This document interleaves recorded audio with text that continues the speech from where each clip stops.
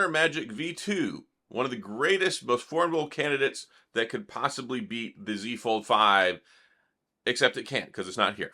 So, interesting enough, they announced it. They had the Chinese model, came out like a month ago. Now they basically launched the global unit, but the global unit is not going to be global and start launching, well, basically till like beginning of 2024. At least from what I was reading. Kind of crazy. Hopefully I'm wrong on that. But yeah, interesting looking phone. You can see here, it's crazy thin. They call it the world's thinnest foldable phone, and it's when it's closed, it's thinner and lighter than the iPhone 14 Pro Max and even the S23 Ultra, and definitely the Z Fold 5. So kudos there. And it actually has stylus support for the front and the interior screen. So 2 thumbs up there. Hey, Samsung, pay attention. Other companies are doing what you should have done 2 years ago. So there is that, but it's very troubling that it's not going to be available for quite some time.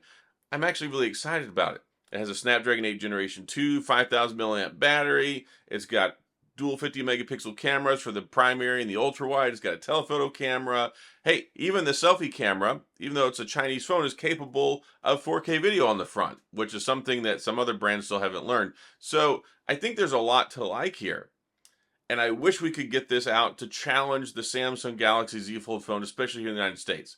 Like, will it ever get here? I don't know. I would love to see Honor on a shelf at AT&T or T-Mobile, Verizon. I mean, that would be a great thing because then we wouldn't have this basically like monopoly at the top end when it comes to foldable phones in the United States. But of course, there's competition now. We have the Google Pixel Fold, and then the OnePlus Open Foldable will be here hopefully in the next couple of months. So things are getting better here, but I still think that even as close as Honor is with making such a good phone, has a long way to go to challenging the global reach and footprint and establishment that Samsung has with their Z Fold foldable phone.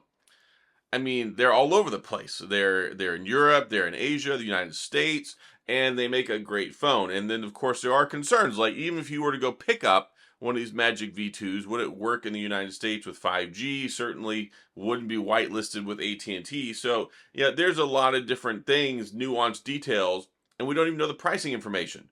Like, how do you launch it and announce it and go, yeah, global unit, but hey, it won't be here until the beginning of 2024 in Europe, and yeah, pricing information is forthcoming. It'll come out later. Now, the Chinese unit, if you take a look at it, I think that the equivalency in US dollars is about $12.99, but the anticipation and expectation for the price, especially in Europe, is what they're saying it's going to be likely similar to the Z Fold 5. At least that's what people are kind of expecting. So, I don't know.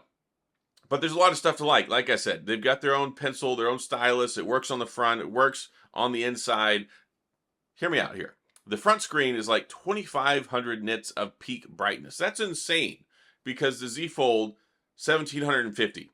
And then I believe on the interior screen, it's like 1,600 nits. But hey, super bright. All those great things, 120 hertz refresh rate, LTPO, it'll throttle down, all that great stuff. It should get decent battery life, especially coupled with the Snapdragon 8 Generation 2.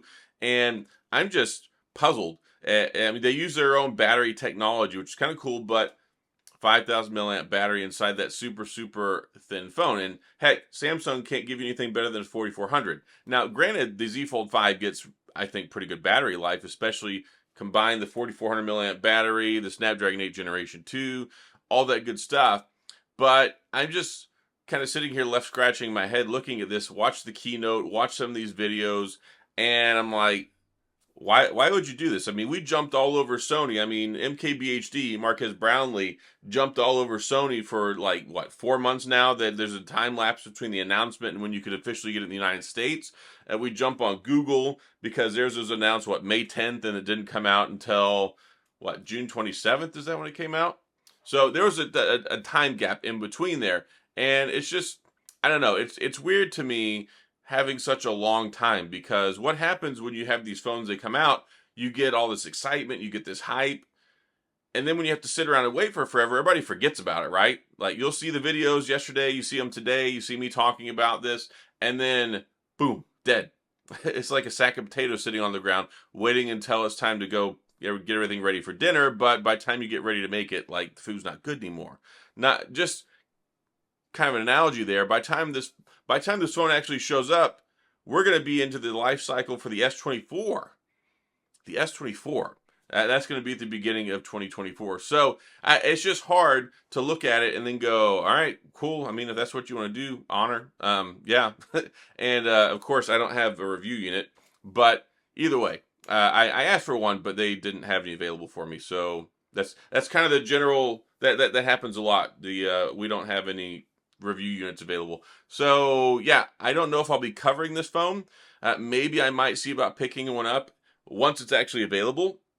I'm certainly not going to import the Chinese one because that one, I don't think it has global ROM software on it. Also, I have serious questions about, of course, being able to work with the networks here, and I wouldn't advise anybody to do that. So I'm not going to go spend my money just to test it out. So maybe in the next coming months, maybe I can find a way to get my hands on one. But for right now, I think it's cool. I think it's great. I think there's definitely some things that Samsung can learn from them because, well, I'm still waiting for us to get S Pen support on the front screen. I talked about this the other day. I hope we have it for the Z Fold 6. I think that it's time. I think it was time like last year, certainly this year. So there is that. Also, they made it very thin. I mean, they've got some better battery technology in there. And there's a couple things here and there. I mean, of course, Samsung, I think, is still the king when it comes to like multitasking and software, the software experience, One UI. They're doing a lot of great things there. Long-term support, reliability. There's a lot of good stuff. So there are other brands that are catching up, but there's more prongs to this than just, the one approach. It's not just, okay, we made it hardware-wise and it can beat it, but there's software, there's support, there's availability, there's pricing, and, well, unless you can get this United States, the United States, I think, is the #1 market when it comes to foldables for people, like, as far as adoption. Samsung has really, really, really put a lot of emphasis in it, especially with, like, the Z Flip 5 and things like that. Of course, the Z Fold 5. Yes, there are other ones internationally. Of course, we got the new one with Xiaomi that just came out. We've got Huawei, we've got Honor, we've got Tecno, there's a lot of other brands internationally, but there's always these little things. It's software, it's a prototype, marketing, pricing, they can't seem to get everything on the same page, and that's something where you have to turn around and look at Samsung and go, well, yes, it's not always necessarily the tip of the spear in the technology department, but they do check every single one of the boxes and make sure that you can get it. It's widely available. It's pretty easy to get. It's well made, and you're going to get a good experience. So the Magic V2 looks cool. I, as a tech enthusiast, I'm excited about it. I'd love to get my hands on one.